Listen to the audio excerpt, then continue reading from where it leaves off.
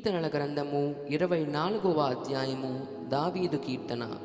భూమియు దాని సంపూర్ణతయు, లోకమును దాని నివాసులను యెహోవావే.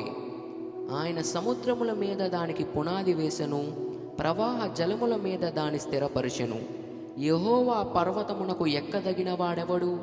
ఆయన పరిశుద్ధ స్థలములో నిలవదగిన వాడెవడు?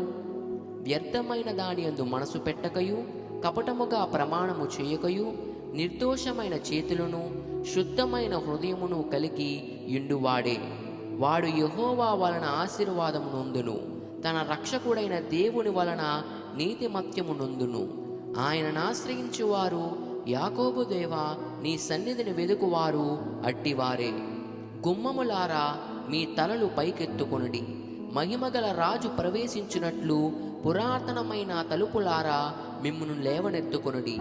మహిమగల ఈ రాజు ఎవడు? బలశౌర్యము గల యెహోవా, యుద్ధశూరుడైన యెహోవా. గుమ్మములారా, మీ తలలు పైకెత్తుకొనుడి.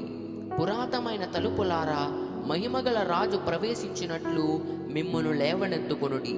మహిమగల ఈ రాజు ఎవడు? సైన్యములకు అధిపతియగు యెహోవాయే. ఆయనే ఈ మహిమగల రాజు. ఆమేన్.